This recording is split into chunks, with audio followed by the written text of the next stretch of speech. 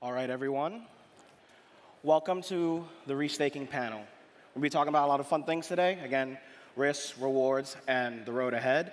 My name is Ben Rodriguez, and I'm a senior protocol specialist at Coinbase. I cover multiple ecosystems and different primitives, including restaking. All right? So let my panelists introduce themselves. Lucas, why don't we start with you? I'm Lucas Bruder, co-founder and CEO at Jito Labs and a contributor to the Jito network. Jito builds MEV infrastructure and liquid staking and restaking on Solana. Sweet. Thank you. Vias. I'm Vias, one of the founding members of EigenLayer, now over at the Eigen Foundation, primarily focused on growth, ecosystem, token, governance, etc. Misha. Hey, my name is Misha. I'm co-founder of Symbiotic, shared security protocol that aims to democratize decentralization, optimize it, and make it available day one for every network. Yeah, awesome. So as you all know, restaking has exploded in the past 18 months, right? So I think maybe the first question that we can discuss is, what's the goal of restaking and reshared security, right? What value does it bring to the ecosystems? Okay.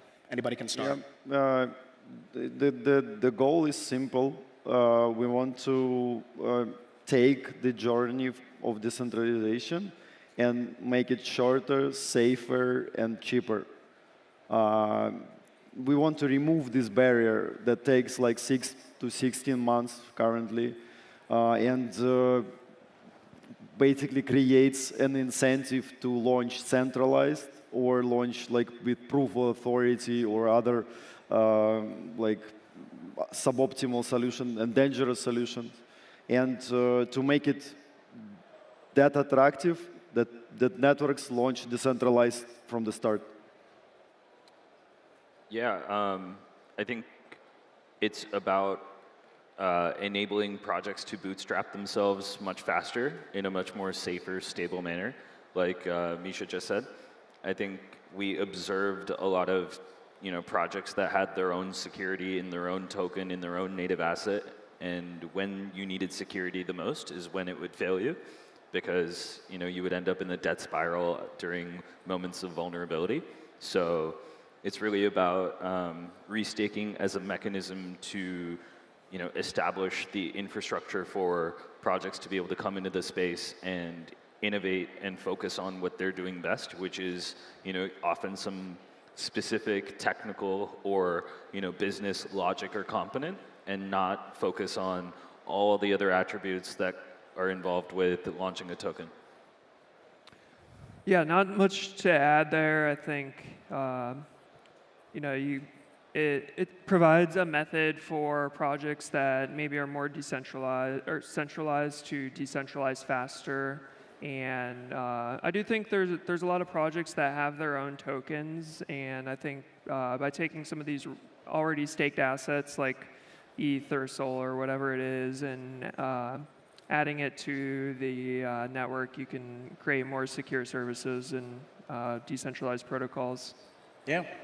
So let's go into the many different actors in this space. We have like the operators, right?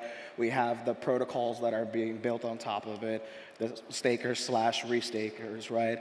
So the thing that I want to try to get into is the real value of the protocols being built on top of it. Because we're trying to say that restakers are going to earn more yield and stuff like that, right? So these protocols or AVSs, however you want to call it, will need to bring some value. So let's talk a little bit about, what kind of value is being brought in. Anybody want to start? Yeah, some protocols and some networks, it's almost impossible for them to launch without restaking.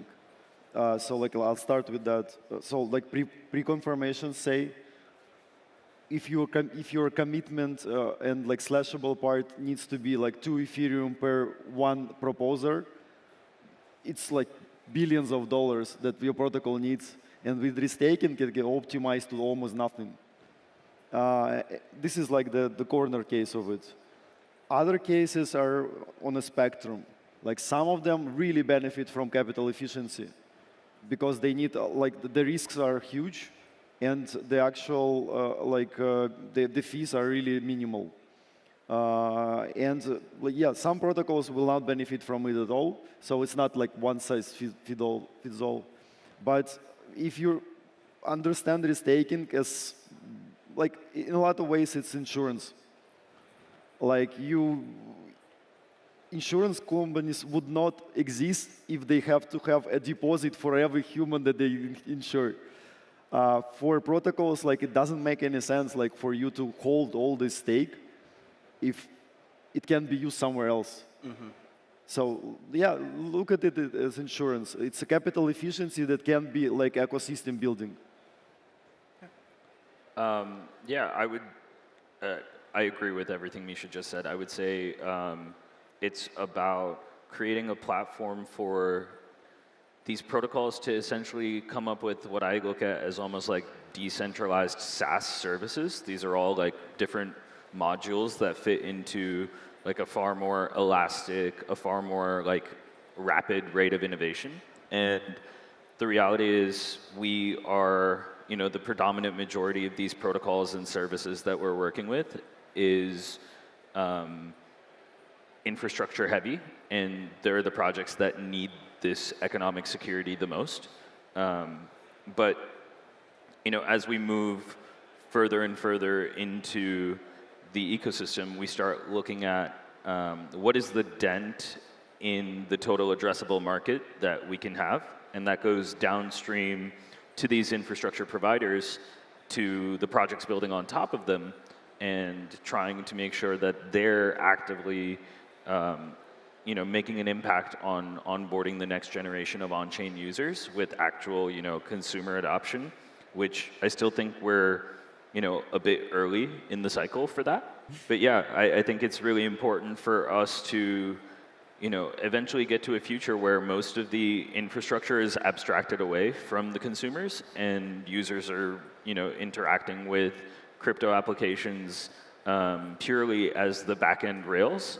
And you don't really pay attention to which SaaS modules are integrated into your Web 2 application when you're using normal consumer applications. And eventually we're going to see a very similar paradigm in crypto applications as well. Yeah, awesome. Lucas, you have anything to add there? The thing that I look for a lot is protocols with actual users, or restaking it's going to be nothing without protocols that have real users using them and generating fees and economic activity. And there's a lot of hype around restaking, insane TVLs, and but I think the protocol side is like slowly catching up, and that's something that we're pretty excited about. There's, on Solana and the Jito restaking, there's some cool protocols that already have thousands of users and a bunch of TVL, and the restaking's letting them do things that they couldn't do before.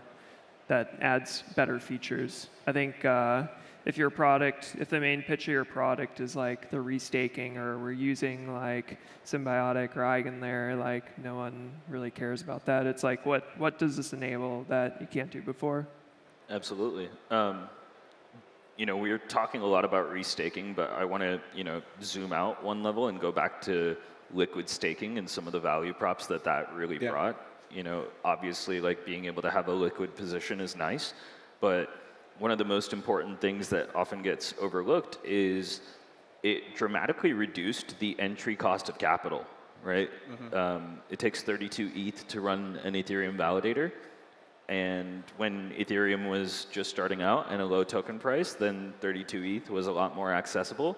But liquid staking really enabled people to be able to participate with a much, much lower entry cost of capital. I could just deposit $1,000 worth of USD, convert it, and be able to be a participant in the system versus, this high barrier to entry. So you go downstream of that, and restaking just expands on the capital efficiency and the yield generation for those, participants of these systems. Let's actually get into yield generation, right? So everybody's smiling at me right now. It's great. So the thing about is that like we mentioned before that restaking will generate additional yield, right? And let's talk about like on the Ethereum side of things, right? We could talk about Solana as well, but the idea here is that when staking yields go down, because more and more people stake, right? Staking yields will go down, right? People are gonna be looking towards potentially restaking and other ways to generate more yield, right? So let's talk about the risks around this, right? Because like, do you see a world in which restaking is going to be the primary yield, for example? Right? Because like, let's think about this, and please, if I'm thinking about this the wrong way, please let me know, right? So staking yields go down, right? More and more people may want to restake and stuff like that.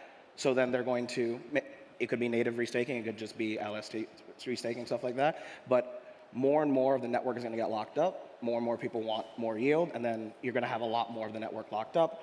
And then restaking is going to potentially be the primary yield. This is the way I'm thinking about it, right? So let's talk a little bit about this. Yeah, I almost want to like position it to the alternative, right? Which would be if these participants wanted to go and accrue that yield as staking yields go down, the alternative would be to go and deploy that capital on other protocols, right? And you go and deposit the capital and you start participating in a new ecosystem.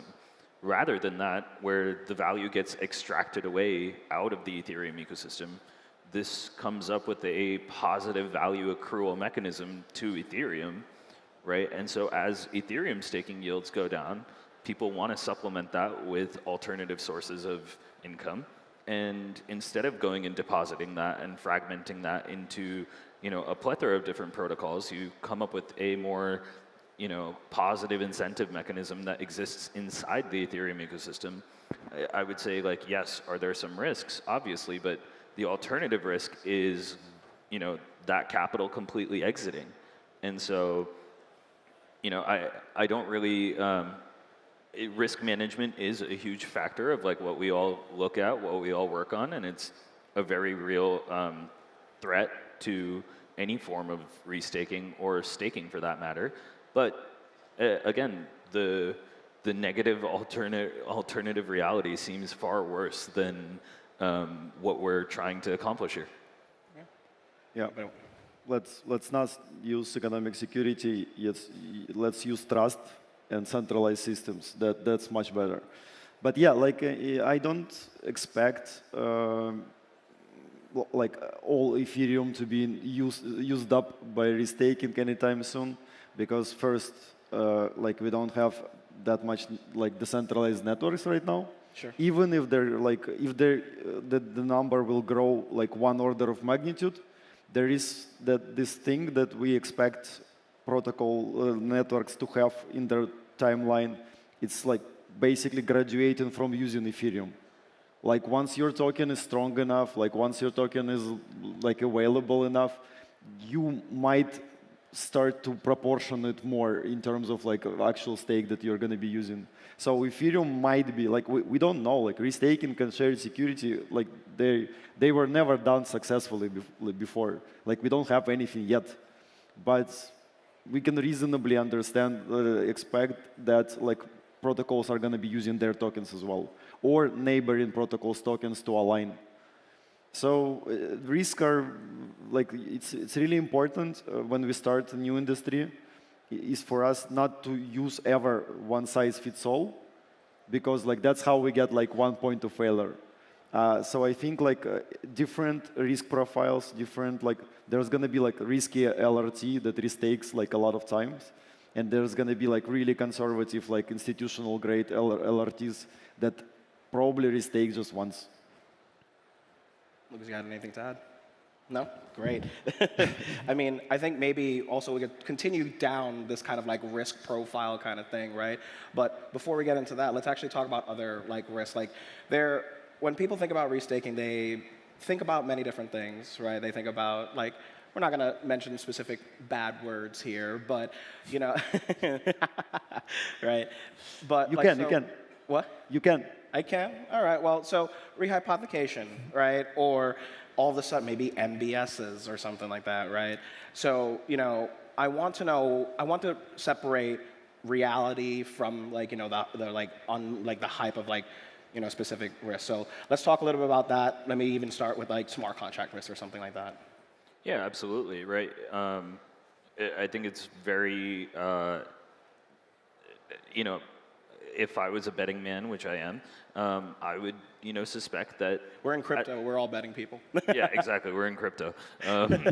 But, I think at some point for one of the many projects that are using any of the restaking services to go through a smart contract vulnerability or, something like that is a very likely outcome. And it's about containerizing the risk and making sure that it's not cascading across other protocols and it's, isolated, and there's ways to do that. But the reality is, like, if us as restaking protocols were to go and be part of the auditing process of every single one of these protocols, like, we would be banging our heads against the wall constantly, right? It's just not practical for us to focus on all of that. So there is a high level of like diligence that's required from these protocols, and it's our responsibility to point them to the right resources, right? Whether it's auditors or, high quality of engineers or things like that. But, again, it goes back to like that same smart contract vulnerability could have happened on their own trust network and could have led to like a far more calamitous situation. So the trade-offs are ones that you're willing to make, essentially. I think it's important to make the protocol, the restaking protocol, as flexible as possible and take, there's definitely areas where it makes sense to take opinionated stance, like, maybe it's, there's like withdrawal caps or slashing limits or things like that. And my opinion is kind of you just like let the market decide. You can let the LRTs or VRTs figure out who they want to stake to, and maybe some of the networks are like they don't take certain assets because they're too risky, and kind of. And I'm sure there's going to be people that kind of specialize in these things. You're kind of seeing this already. Like I know Gauntlet's doing a lot of work in this area on like measuring risk, and they're doing all their crazy symbol math and whatnot that I don't fully follow, but yeah, there's I think there's a lot of people like looking at risk on different layers, and I think every layer needs to have some type of like guardrail associated with it. Makes sense. Misha, you got anything? Yeah, like if we somehow made decentralization sexy, I'll take it. Like that's good. Like we are like exciting people and like working on our fundamentals for the industry as well. Like I think there is no like there is nothing controversial about it. Like it's like any coincidence or like maybe market like unrealized market demand brought us here. Like, and we can actually work on something that will like enable us going forward to be safe. Yeah, like it doesn't, like in my mind, if we're doing something useful, and we are, it doesn't matter like how we came here. Like Makes as sense. long as like the path is true, it's gonna be great. Yeah. So then let's actually talk a little bit more about like going further into this, because we're just talking about risk and everything like that. Let's talk about slashing, right? And specifically around like, for subjective and verifiable punishments, right? We know we have the eigen token, intersubjective work token, and all that fun stuff, right? We'll get into that in just a second, right? But I would like to get like, the thoughts on everyone here about how we're thinking about slashing risk on restaking. Anybody can start. Oh, yeah, that's a big one. I don't think anyone, I guess, I feel confident saying that I don't think anyone's figured out the right answer here. I do think that you want to try to make as like a designer of a protocol and a platform that you want others to use, I think flexibility is important here. So you want there to be ways for like the vaults or the LRTs or networks to define different slashing parameters. Ideally, there's a way for them to claw things back if there's a bug. It's something we're thinking a lot about still. I kind of like I like the approach of symbiotic, where you kind of have these like resolvers, and maybe there's a delay. So like you could have a 7-day delay and configure things in such a way that it can be clawed back or whatnot. And I think as far as like what do you do with slash assets, I think that's also an open question. We're actually just talking like backstage, like what if CBBTC is used and you end up slashing CBBTC, like Coinbase would be pretty happy about that, I think. Circle would probably be pretty happy about that too, just earning yield on that forever. So yeah, there's still kind of a question like what do you do? And I think my current stance is like you let the market decide and just build it so that it's flexible and see what people end up doing. Yeah, the reality is like slashing isn't designed to be like a constant part of the system. It's more of like a disaster recovery mechanism, to be honest. And I don't think we can have it both ways, in the sense like we want to make sure that honest parties are protected, and if there's some sort of malicious behavior, then like we need to have a mechanism by which we protect assets and honest parties. So slashing needs to be a healthy part of the system. The withdrawal mechanism is something great that we're working on. The veto committees, which is like, hey, like we have a backstop to slashing, right? These are all solutions to an open design problem, like you said, right? I don't think any of us have like cracked the puzzle, but we're all taking like as many different innovative approaches to it. It's more so, how do we ensure that when there are these slashing events, we have backstops in place to make sure the honest minority is the one that is protected, and we can get into that with the whole intersubjective thing later as well. Yeah, slashing is hard. We've designed like a big part of our protocol around that. And yeah, like just never do one size fits all. Always try to isolate risks. So like if you have fucked up a bit in one primitive that you've designed, or like one part of the system, or one mechanism that you really like, it does not affect the others. So like if you have like subjective or verifiable slashing, like you need to have completely different pipelines for that, because like they're going to be functioning in a completely different manner. And yeah, what to do with tokens that are like unwrapped and somewhere. It's a nice question to be asked and to be answered sometime after we launch, I think, or like after the protocols are actually like become experts in analyzing this stuff.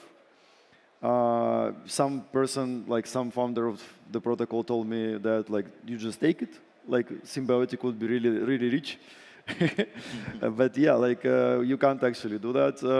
And yeah, I think we got like a really good idea as an industry how to approach that.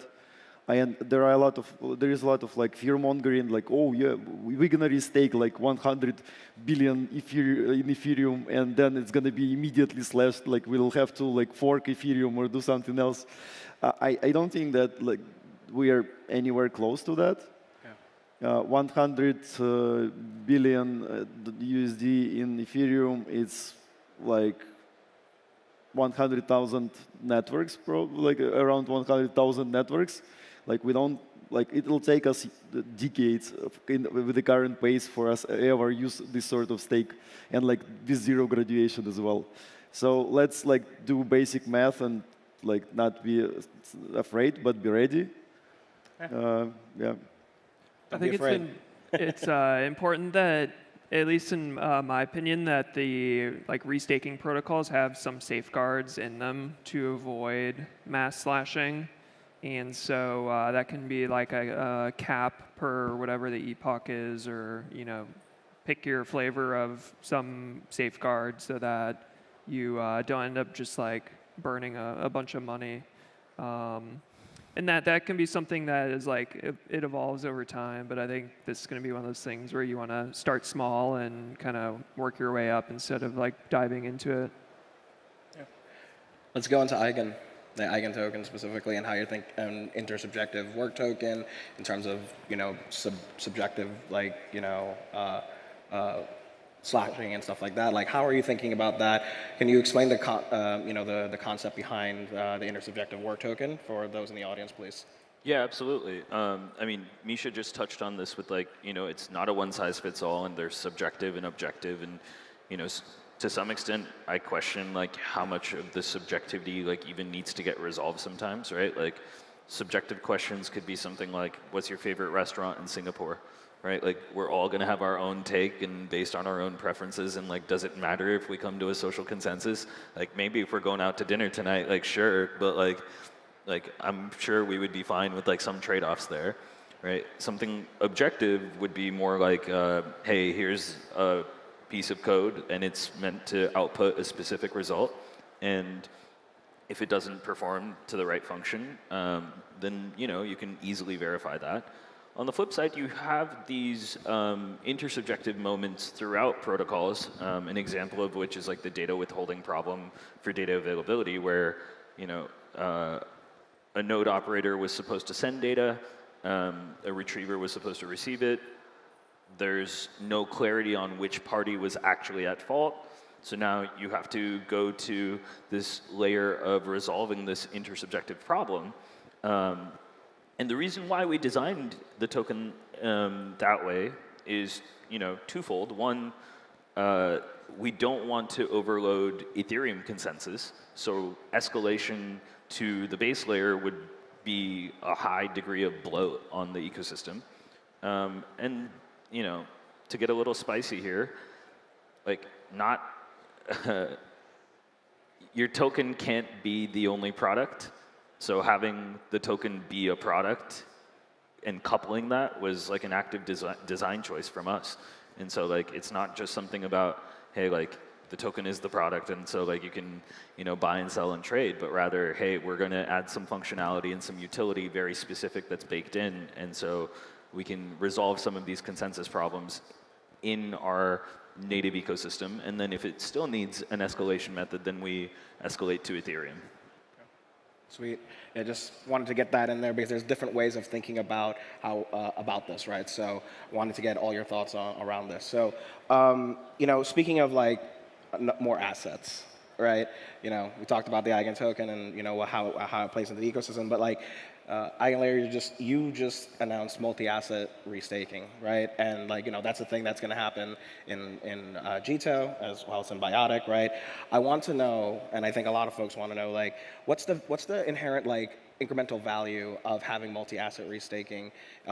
Because I think people first start thinking about this kind of the shared security concept that we started out with, right? Suddenly this with for example USDC or anything like that, right? It kind of maybe violates the mental model just a little bit, or maybe I think I'd like to understand what the logic is behind there, and what the incremental value is. Yeah, yeah. There are a lot of misconceptions about adding new using different token groups. People think that oh, I'm gonna get $1 billion in Shiba and our network is gonna be super secure. No, actually, I think the efficiency here is secondary to alignment. We have around 10 protocols right now that are Bitcoin adjacent, so they're parts of the ecosystem of Bitcoin, and they don't want to use Ethereum at all as a token. I mean. Because they're not aligned with that. They have Bitcoin, they want to use flavors of Bitcoin to secure the systems. Some ecosystems have on a smaller side, say a big DeFi protocol with a lot of off-chain parts. They'll each of these parts, Oracle network, Keeper network, some runners, interop, or maybe Upchain in the future, they can all be aligned with the one token, their token. So they're not as interested to use Ethereum. They already have billions of dollars of their own economic security. That's why like that's a job like and we're like moved in that direction. That's a job of like shared security platform or like a staking protocol to like facilitate that. To get as much of alignments of possible alignments as they need. So I expect as our industry like is created and matures, I expect that protocols will be using networks are going to be using baskets of tokens. So they like one part of it is like some form of stable coin that's like the never wavering balance of something, or like optimized the stake can fall, but like you'll still have like an active set of validators that is going to be great for. But like the next like the volatile like asset, and then there's like alignment asset or like V token that they can use to like lock their stake in the native token, so not create a pressure on the price. So like a lot of different iterative mechanics can be used. Yeah. Yeah, I think we should maybe rename this panel. Restaking is not one size fits all. You're probably going to hear that from us throughout this, but yeah, I think it's about increasing optionality for the stakers as well as the protocols, right? I think that's what Misha is like, nailing here in terms of we need to enable protocols to be able to take and receive whatever assets they want to be able to, as well as like stakers should be able to participate in the system however they want to. Now, we talked about this off stage, but like there's this agility versus stability trade-off in blockchains, right? Build fast and break shit, or like, create a functioning flywheel that then you can introduce more variables to downstream. So, we both took a similar strategy there of like starting off with ETH, starting off with a far more stable asset, kickstarting the flywheel, establishing that, and then you move to multi-asset staking. So, yeah, I think it's just a natural, destination on the path of where we're all headed. You got anything to add, Lucas? Yeah, I knew that this should have had, or the Jito restaking should have multi-asset support from the beginning. Protocols are the heart of restaking networks, and basically every protocol that's going to use these already has a token, or will have a token at some point. And to your point earlier, like the token is not the product. You have a product that maybe you can tie in the token to help support the security or something like that. And so making it flexible so that maybe you can start out with one asset and migrate to the other, or get alignment with other protocol tokens is pretty important. As a contributor to Jito, we're building a few networks on top of the Jito restaking platform, and that's something that if you have a token, you think about how to tie it in to provide more security or decentralization. Sweet, yeah.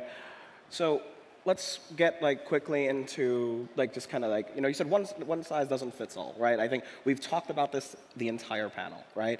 But suddenly, and like in a lot of people's minds, and even sometimes my mind is like, and Misha, we talked about this like, in the back, restaking fragmentation, because like the smile on his face, it's great. So we have different protocols here. We have another Jito, which is Solana, right? We have other ones in Ethereum, for example, Karak. We have Babylon, Bitcoin, whatever, right?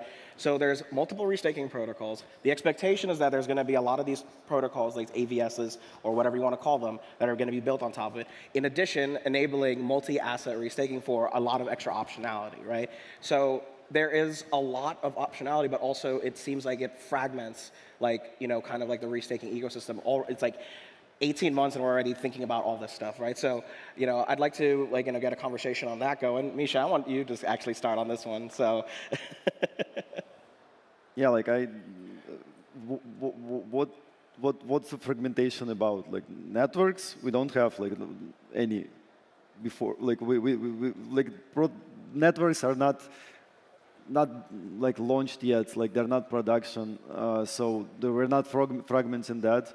And even if they like, we have like 40 restaking protocols, like it's a registry. Like in a lot of ways, yeah, like we have like different designs, and like some of us are arguably safer than others, but it's a registry. Like you have your key and you have your balance of stake.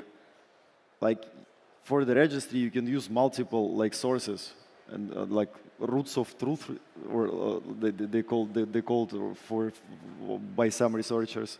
So like fragmentation is like in the future it can be easily solved, even if it materializes.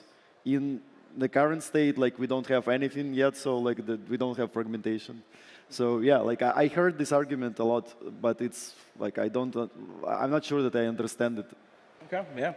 Yeah, is it fragmentation or is it like, you know, asset balancing across a portfolio? Like, why is it that in TradFi we're very comfortable with like making sure that our portfolios are like not overly correlated and we're looking at beta coefficients, and yet here it becomes fragmentation? Like, we have to be looking at this from a very similar paradigm of like risk management, and you can't have it both ways. Yeah. So, like, I agree with Misha. I don't know if like we can call it fragmentation, but like if we want to increase optionality, if we want to like increase like the liberties of stakers and operators and services, then like we need to make sure that it's not overly correlated and like highly intertwined. So these two things need to exist. Yeah, Lucas. I don't think people need to worry about fragmentation. I think it's like no one cares about that. It's like a solution in search of a problem, or you know, whatever you say. I don't think people care. Yeah. All right, fair enough. So going to wrap up right now. What do you call that? So this actually, if you notice, right, you see the couches over here. They're all wearing white. The couches are white. I'm wearing black. We obviously planned this, right? No, but you know, thank you for joining us on this panel. I almost said re-panel, almost said, instead of restaking. This restaking panel, right? Hope you you know, learned a lot from this. And hope you enjoyed it as much as we enjoyed talking about it. Thank you all for joining us. I've been Ben Rodriguez. Lucas. Vias. Also, I want to say thank you to everyone who stuck around, didn't just like leave, go to lunch. Thank you guys for hanging around and listening to us and yap about restaking for 30 minutes. Thank you for sticking around. I really appreciate it. Yeah.